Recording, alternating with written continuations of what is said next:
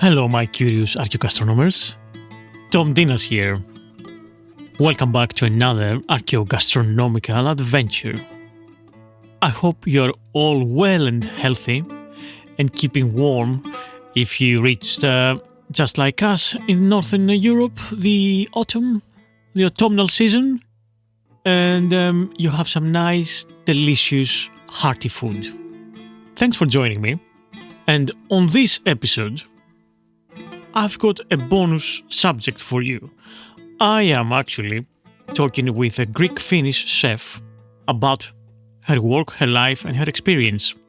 This is a diversion of our normal path, but this episode and a few more later on through the season, through the course of the next winter months, I'll be talking to a variety of different Greek chefs all over the world, outside of Greece, of course, and finding out their experience, their work, their passions, and basically try and promote and see how Greek chefs work outside of Greece and what is their, how do they evolve Greek food and transmit it to people all across the world. So yeah, let's kick in this bonus episode with a little bit from my first chef, Aino from Helsinki. Hello, Aino. Welcome to the Delicious Legacy podcast. Thank you for having me here. So, tell me your full name. It's Aino Aino Lydia Mavrogiannaki. Mavrigiannaki, yes. And you're a Greek-Finnish chef, right? Is that Yes. correct? Excellent. And small business owner at the moment, or self-employed. Self-employed. We are doing this series in the Delicious Legacy. Normally it's about historical food and traditional food, but I'm doing a little side series about Greek chefs abroad and promoting how they promote Greek cuisine abroad and how basically celebrating these Greek chefs abroad. So that's the reason why you're on the podcast. So you're a Cretan Finnish chef who lives obviously in Finland now. That's why we are here. How do you stand the cold, dark, long winters in Finland? Can you tell me your secret? Because you have Cretan blood as well.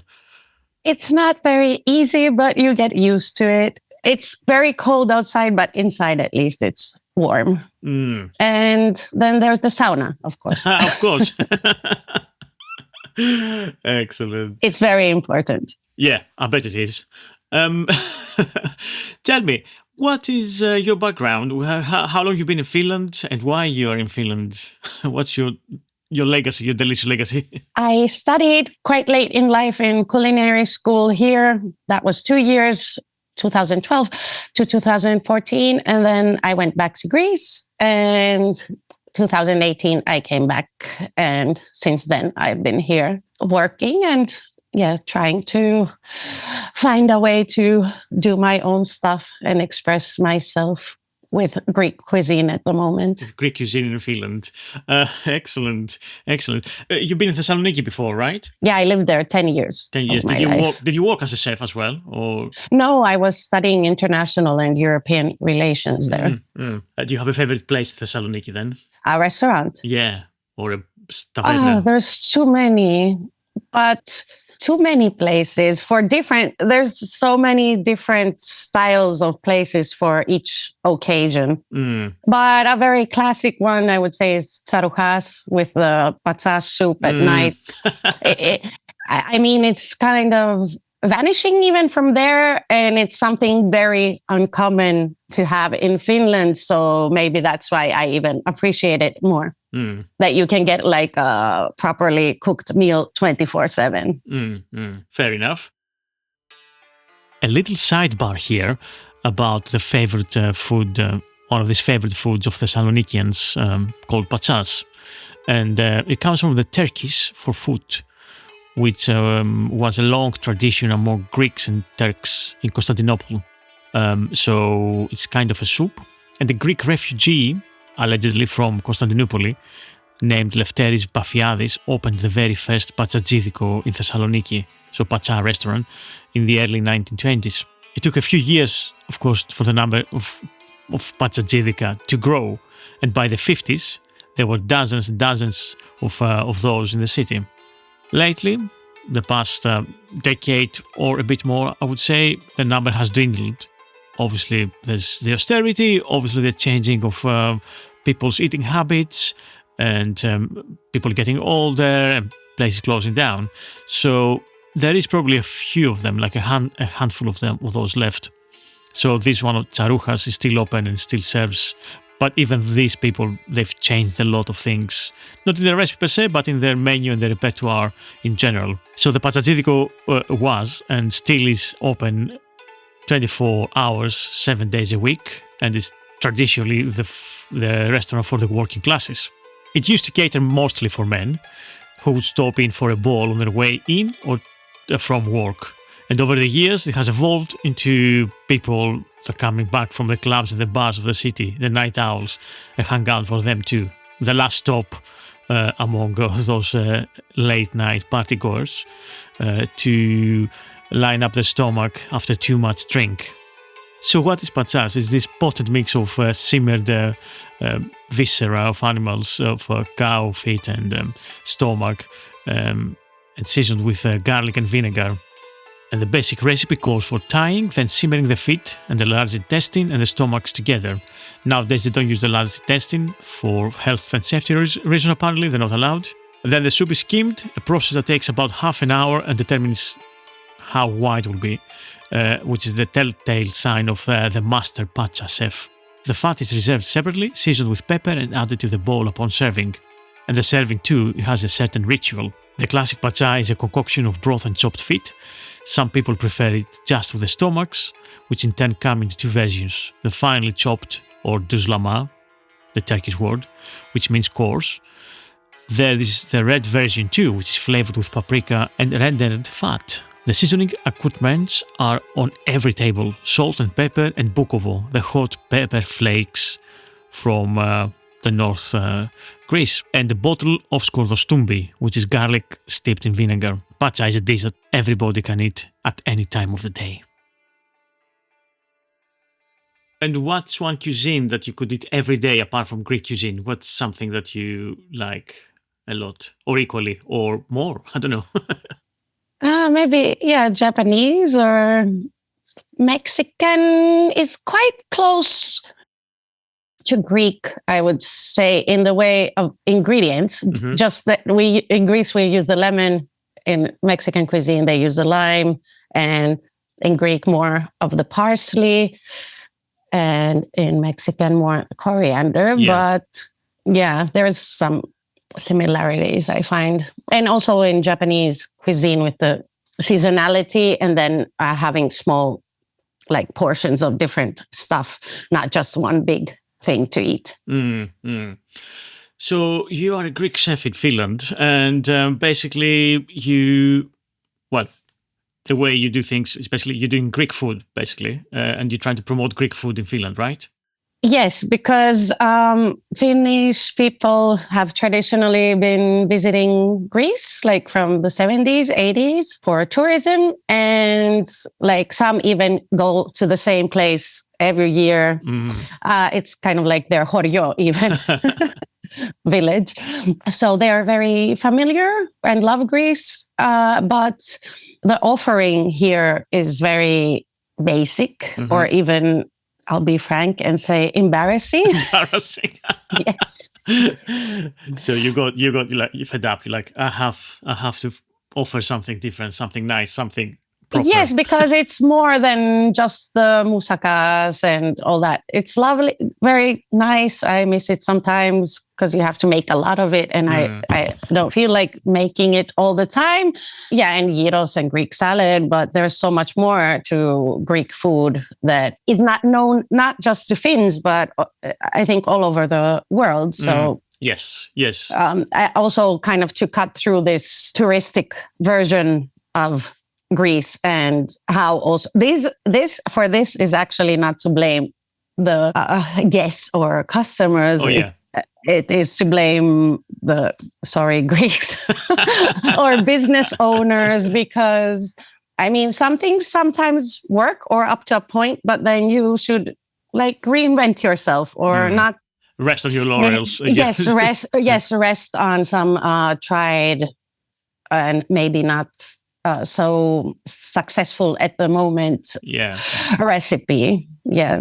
So I'm trying to bring a bit more like slowly more unknown recipes or ingredients and test the waters with that. Yeah, exactly. So how would you describe Greek food to a Finnish person that who never been to Greece or never had the Greek food? So what would you say to them? Well, I haven't had to do that because they're all familiar. I like it. Yeah, or at least with the basic stuff I said. So how would I describe it? Fresh, seasonal, light.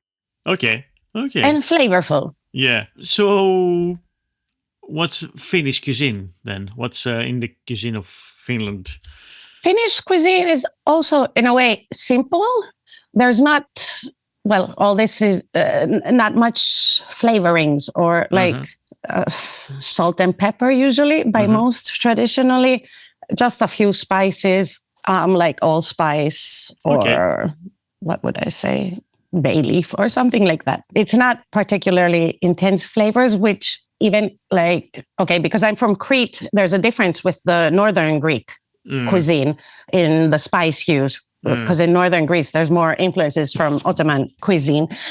So like in Crete, it's basically salt, pepper, lemon. Well, lemon is not even a spice, but oregano, thyme, and then lemon to bring up the acidity. So in a way, it's very simple, or to my taste, it was.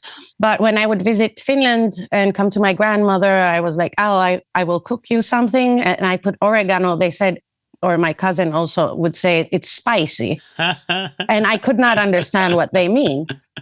But it was like more intense flavor than what their palate was used to. So yes, it's quite simple. The ingredient use or the flavorings, a lot of the cream or smoked fish, smokiness could be intense, described as intense, which is common. But then it's quite plain, I would say, and simple, which is because of the environment and climate. So there was not traditionally or from the environment around much influence and but yes, the palate is quite simple. And also Finland has been through many ups and downs in its history and was a poor country and isolated geographically. So some things did not enter or pass through as in Greece or the Mediterranean, where there was a lot more of exchange of things. So it was up to quite recently that here there was not so much differentiation to the taste or palate of the people. So you're talking about smokiness and smoked fish. So I guess a lot of preservation in that respect. Yes, preservation. Do they eat a lot of reindeer, or that's just more the northern tribes, the Sami people? A lot of reindeer. Well, I think there it's a staple. Yeah, of course you eat it sometimes here, but well, I must comment on this. It is not really easy in Helsinki to find traditional food. I mean, as in Greece, wherever you are, you will walk, you will find a tavern. It's more in your face, let's say. Here, even if I have a guest coming from abroad, I have to think where to take them to eat Finnish food. Okay, interesting. Okay, because it's more, let's say, industrialized, and even women have joined the workforce a lot earlier than, let's say, in Greece.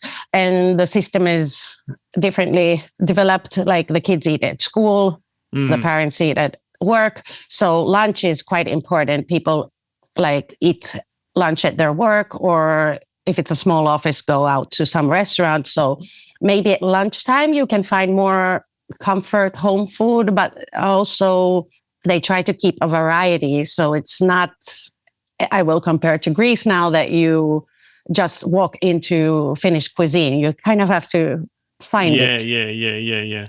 Fair enough.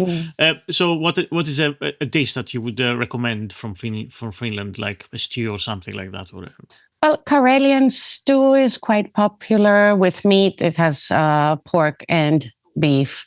It's a mix, and it's quite simple, like the meat cooks in its own juices. And as I said, the bay leaf and allspice. Well, then with reindeer, there's this poronkäristus that's like really thinly cut. The meat, almost it looks like gyros. And again, it's in just its juices, or you add some stock. And it's served with mashed potatoes and lingonberry jam. Which brings the acidity to it. Exactly. It's quite simple and plain. And actually, it could be called boring, but I always believe the way if you cook something well or not, that is what matters. Like it can be delicious and comforting. I always, when I would visit Finland, I liked to eat my grandmother's food here. Nice. That's so nice. You're listening to the Delicious Legacy podcast by me, Tom Dinas. There's more to come after the break, and it gets better. So, do you cook a lot of Cretan food? Because you're from Crete as well. Do the recipes from Crete translate in Finland? Well, mostly I have had some events that I try to focus on the recipes. Yeah, like Cretan food events. But at home, maybe sometimes something. But finding the ingredients is the most difficult part, because, lamb I can find, which is common. Nowadays, I can order even cheese to my door, like mizithra. Otherwise, it was quite difficult. Or the horta, the greens. But of course, you have to find substitutes, and that's what has happened throughout history. You know even better that people, when they have moved somewhere else, they adapt in a way. Some things I can make nowadays, some others it's still not possible. Like I cannot find the snails we use in Greece here. Of course. But you accept it and make things work with what you have usually. Do they have nice cheese in Finland? There is probably some good cheese, but as I said earlier, here it's a lot more industrialized, and you can see that in the products. Like it's changing in Greece as well quite rapidly from what I have noticed. But here it's a bit more individualistic society, and more people live by themselves. And as I said, how the system is that you eat at work and all that. So there's a lot of this prepackaged industrial food that is more common and accessible. It's not that there does not exist any good cheese, but it's not so common in your everyday. Yes, it's and also because people's work here is paid more. All these things, even if you make a good living, seem quite expensive still. Like it can be a luxury. As in Greece, like we have the Laiki, the farmers market, which was for the common people. And you could still get like straight from the producer and actually top-notch quality. But here it's it's built a bit differently. Yeah, fair enough. I mean, the way supermarkets works here in UK, obviously, which is industrialized nation, it's the same. Like, farmers market is more expensive than supermarkets. You're like, you pay an arm and a leg for a good tomato. Yes. And even in the UK, there's good cheeses, but it's not so known. Like we have a nice cheese shop here in Helsinki. Yeah. And they have a nice selection of cheeses from small producers, and they know what they're doing. But like, I think some things just start to fade the way life is going nowadays. Instead of being common, they're forgotten. And then for some reason, a chef brings them up, or a trend or something, and then they might be popular again. Yeah. What's your favorite cheeses? Like, do you have a top 5 of cheeses that you're like, I want those in my life? Greek or general? General, yeah. Well, I really like cheeses, actually. Well, I think I will put at number 1 mizithra from Crete, because it's just so versatile and delicious. And Ooh, which other ones? Well, if I can mix, I really grew fond of Roquefort. Yeah. Even though it's an acquired taste, but it's really, I love it. It's the best. Yeah. It's the best. Yeah, it's so good. Oh, which others? Greek, maybe an aged Graviera from Crete is always really good. Maybe a mezzovone, a smoked mezzovone, manuri. Okay. Feta is good. But you have the mizithra, so you can use the mizithra instead. Feta, I always ate it, but in Thessaloniki, I learned that always have a piece next to your meal thing. Yep, that's how I grew up. Yeah. Everything had a bit of feta on the side. Yeah. Halloumi is also really good. Yeah. Excellent. Okay. We have a selection of cheeses. So what's a Cretan food that you want to make it more popular outside Greece, that people don't really know it? Or not just one, but a few, if you can think of some Cretan foods that you want to bring. Well, something I've kind of tried to focus on in a few pop-ups has been horta, because it's very simple and plain, and it's a good way of eating your greens, even though they're not the same ones here, because people are getting more interested in vegetarian or vegan diet up here. And sometimes I would like to show simple ways or take wisdom from another cuisine and apply it to the habits you want to develop. So, of course, some things are pretty niche and it needs repetition, but maybe the horta, even though it seems so simple, because it's basically another way of having a salad and putting something on the table for variety. Another little side bar here. Horta is what we Greeks call our edible weeds, the greens, and they are something that all over Greece is being eaten in different variations, of course. And that's something that I talked in the last episode about the famine in the Second World War. It was the wild greens and the foraging of those that kept Greeks alive. In Crete, I think it's fair to say that they eat a lot more greens, wild greens, than any other place in Greece I know. And unlike most Greeks, which usually they boil them until limpid, the Cretans savor many greens raw as well. The island differs too in the enormous variety of greens that people recognize and eat here. There are at least 300 different varieties of edible greens, but most people who are knowledgeable recognize about 100. There are bitter greens, for example, such as the whole range of wild chicories, radicchia, including the famed stamnagathi, which literally means the water jug thorn, a spiny chicory that was used as a stopper in clay vessels for water or otherwise. Today, this makes one of the most famous and greatest Cretan salads. I really like that one, by the way. If you can find it in Greek delicatessens, get it. The ancient thistle called Ascrolimbros, the bitter dandelion, Picrosirida, mustard greens, watercress, to name but a few. This, dressed with lots of extra virgin olive oil, lots of lemon juice, and a thick slice of sourdough bread, and that's a staple of every Greek table. Of course, at events with Cretan cuisine, it has to be the variety. It's not just one. Yeah, absolutely.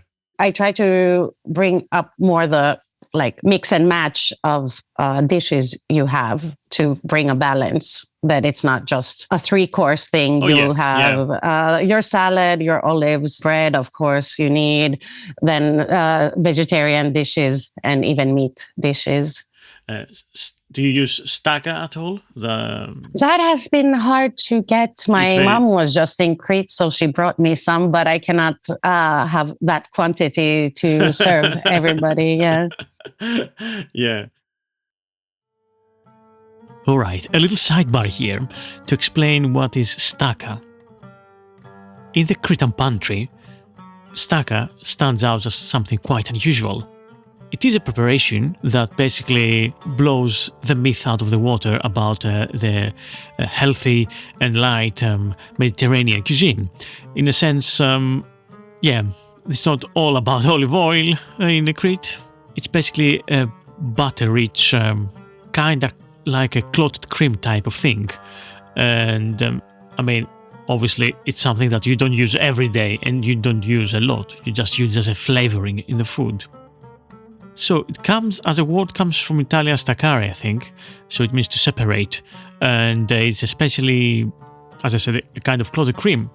Always is made from fresh, raw sheep's milk, which is left in a vessel to stand for several hours until the cream rises to the top. This cream is called tsipa. And this is a word that we still use today if we want to say, if you don't have shame, you don't have tsipa. So the cream is collected over several days or weeks and stored. When enough has been gathered, at least for 2 cups, it is mixed with a little salt and traditionally a little barley flour, or more common nowadays, wheat flour. The mixture is then heated over a low flame until the butter separates and rises to the top. So this butter, called stakovutiro, is collected, stored and used to flavor certain dishes, such as pilaf and some savory pies and sweets. What remains, the staka itself, in other words, is used for fat in cooking. Cretans love to fry their eggs in it. You are listening to the Delicious Legacy podcast by me, Tom Dinas. There's more to come after the break, and it gets better. Like mizitra, even in just the past year, I got my hands on that I can get here, like ordered actually from Greece. Even when cheese shop in the market sometimes has mizitra. So it's a bit, of course, what ingredients you have or not determines what you can serve. Yeah. Do they find the Finnish people like the extra virgin olive oil spicy and strong, and the cheese is too strong and stuff, or they are kind of accustomed to these tastes now?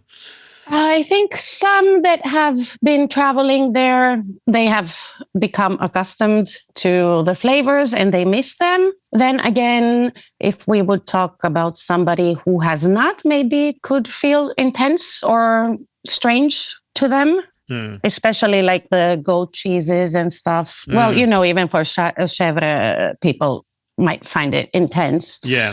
Olive oil, it's becoming more popular. Like, I'm really happy also for that because I don't need to put half of my suitcase with 10 kilos of olive oil. So I can leave room for other more specialty stuff. But of course, even 10 years ago, I still had to bring olive oil with me. Yeah. Now you have quite a good variety in the supermarket. So Crete and Kalamata, of course, also from other countries. But of course, I only use Greek olive oil. And yes, I prefer Cretan even. Yeah. If it's not from Crete, it doesn't taste the same. It's just... Yeah, no, you can recognize the taste. Yeah, no, of course, yeah. It's, yeah, exactly. Do they like the Greek drinks? Do they try chikoudia or raki or ouzo? Have you made them try any of this? Ouzo is, I think, the most popular here. And many people have fun stories that their parents had some ouzo bottle sitting around from the 90s, and when they when like my age even, and I'm 42, so like they're telling stories from their teens when maybe they started to experiment with drinking or something, and they would take some of the ouzo and so that it wouldn't be noticed, put water, but the color changes. Funny. So I've heard a few of those stories, which is kind of similar to having the raki in the fridge in the water bottle and you start drinking, and then are unpleasantly surprised. Raki, yes. Well, so ouzo is quite popular and common, and maybe reminds them of pastis, and that's sipuro. I have tried in my pop-ups to have tsipuro and meze as a combination, that it's not just the food and it's not just the drink. Yeah. But it wasn't really easy because I could use a space on Sundays usually where I could also be in charge of what the drinks are. So Sunday is not really A drinking day. Yes, like people are really getting into I'm going to work mood. And yeah, it's very frowned upon to even have a second glass of wine on a Sunday or even a weekday. Look, there's nothing better than having a hangover on a Monday. Why you want to waste your hangover on the day that you're free? What's wrong with these people? It's not even about going over the top. I don't know. Like Friday, Saturday, yeah, you can like drink yourself to death. But then the other days you're like, no. It's very, I don't know, different style of living. Yeah. And then raki, it's actually, you can't find it here. Some guys, wine importers from another city here, specialize in Cretan wines. So recently they brought some raki, but it's not found. Well, sometimes I have some raki and try to make my friends drink it. They're like, ugh, from the taste. I mean, also tsipuro and raki, it's mostly like you should have some food with it. Otherwise, it's not on its own. Yeah, it's definitely something to. It's difficult to drink on its own. I mean, you don't have to eat a lot, but you have to have something to change the taste, even an olive or a tomato. Yeah. I mean, like some olives, some olives, some nuts, some pickles, some giant baked beans, a few vine leaves. Yeah, you need to have a bit of this meze to go around. Some smoked fish, some salted fish. I think now it just came to my mind, maybe or it's interesting to you. Like Finland pretty uniquely doesn't have the culture of drinking and eating. It's for many reasons.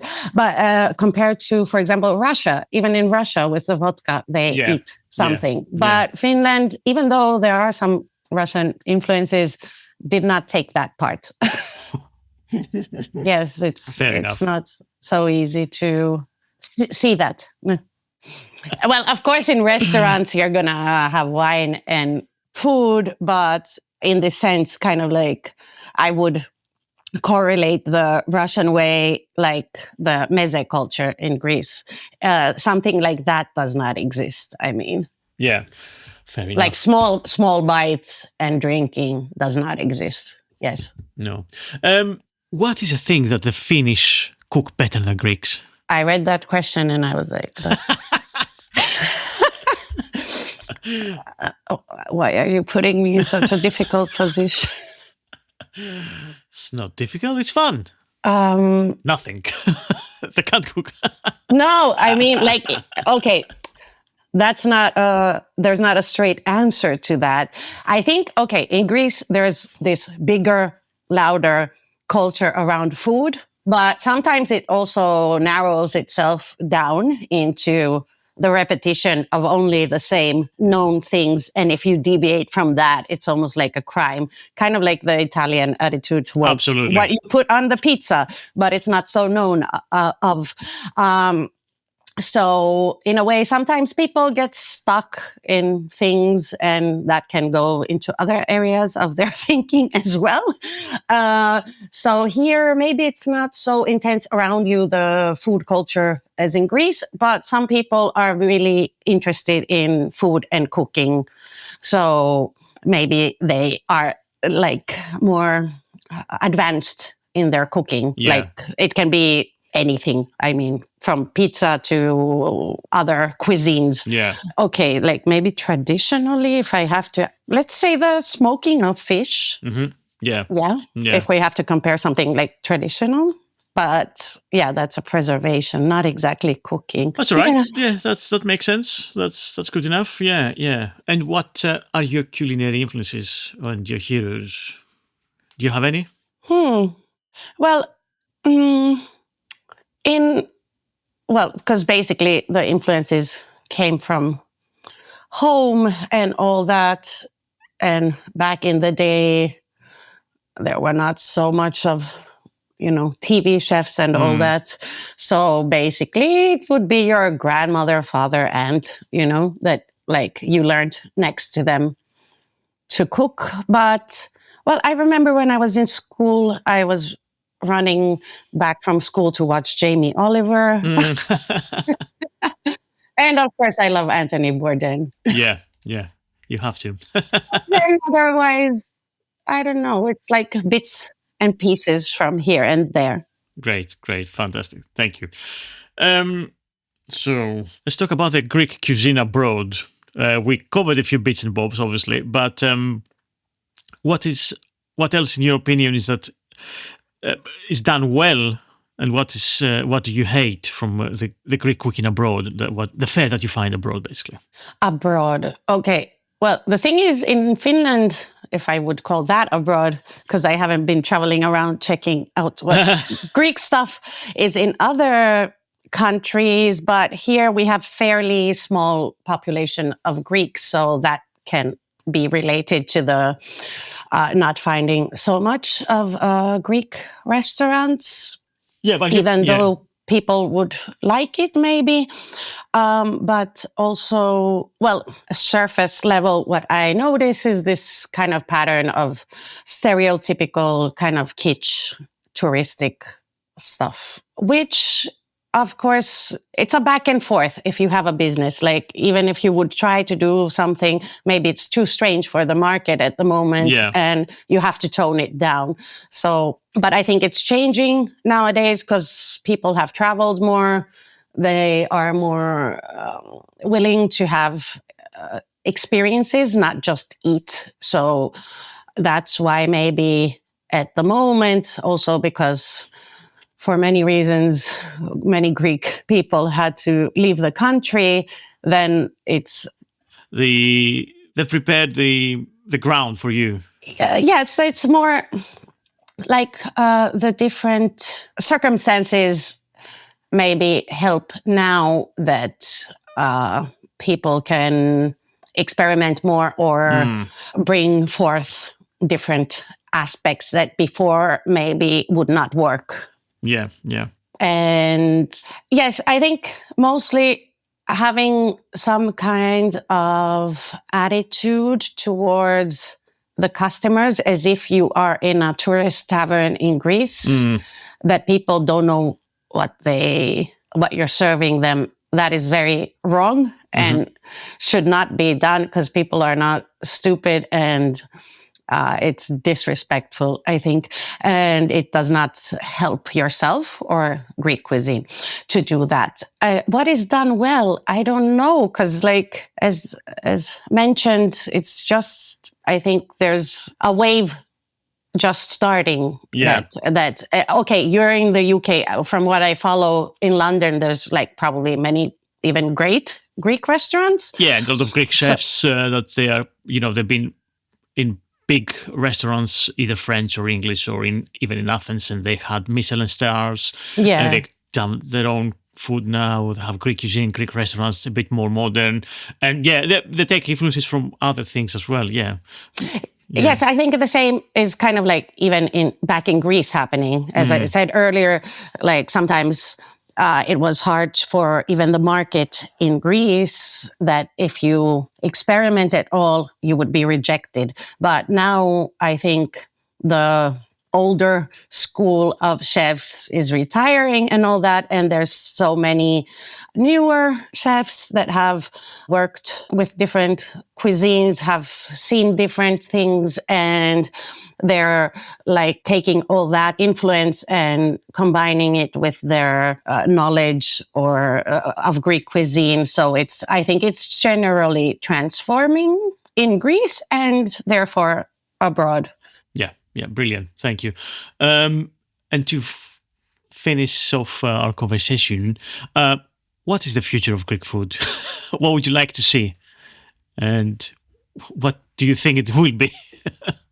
Well, I think, yes, that's a good point to put this question because it's related to what was said previously. I think, and I'm happy to see that it's like moving forward and it's not stagnant.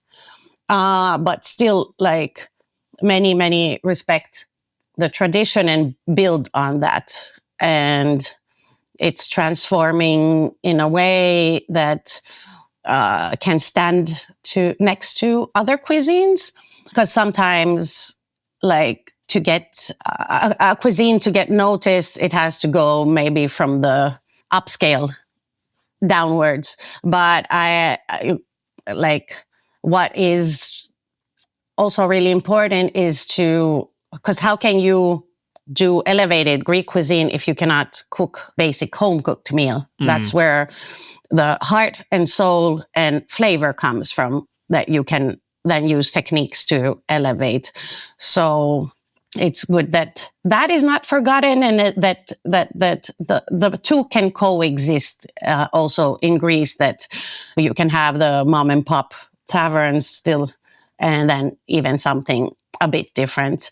And that I think everybody's collective work will bring Greek food to more popularity. It is popular, it's just not respected in the way you have the French, yes, Italian, and Spanish, all that. Even Spanish, yes. It's the Spanish cooking, Which is, in a way, it is marketing and food diplomacy, actually, which in Greece, we're not really good at that. No. So it actually falls in the hands of individuals. So it's really good you have this idea to maybe interview and promote Greeks who are abroad, because we also, I think, need a network between us to help each other. Absolutely. Because nobody else will help us. No, yeah, exactly. There's nobody can do anything. No man is an island. You need a network of people and everybody helping and lifting each other up. Exactly, because it has to be a collective effort. Like in other countries, they decide to have this food diplomacy. I mean, you don't see it but like you see the results of it, but there's something happening in the background, like Korean's food, that it's becoming more popular. It's Absolutely. It's not a accident. Yes, exactly. Yeah. And the same with Basque cuisine. It's amazing. It's amazing how popular the Basque cuisine is at least in the Anglosphere, in the American and UK. Like people go there to eat and gorge in aged beef. Okay. Yeah, ex-dairy cows and stuff, in the Basque Mountains, to have barbecue and the best prawns and this and that. Anyway, so yeah, it's a lot to do with diplomacy. Fantastic. And thank you so much for coming to the podcast. Thank you for inviting me, and it's really fun because I found your work also from the internet. So the internet is a good way to find and connect with people with similar interests and passions. Yeah, thank you so much. Thank you. And this is it for today's episode. Thanks for joining me. I hope you enjoyed this.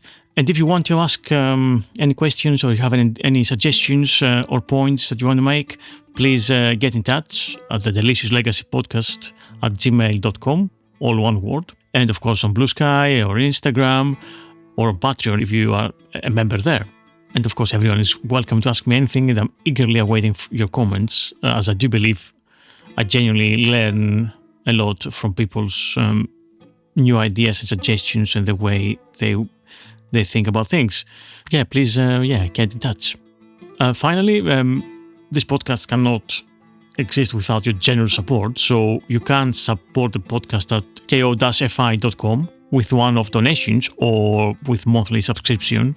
And basically, you can help me work more on the podcast and, researching, writing, producing, editing, and mixing. Yeah, I do hope you enjoy this podcast. Please rate and review wherever you get your podcast from, and share it with some friends and family and colleagues, or in a WhatsApp group or in a Facebook page. And the podcasts are all about food and history and traditions and how all relate to our modern day and age. And I'll see you next week for another archaeogastronomical adventure. Take care, stay safe. I love you more than moussaka and Greek salad. Bye!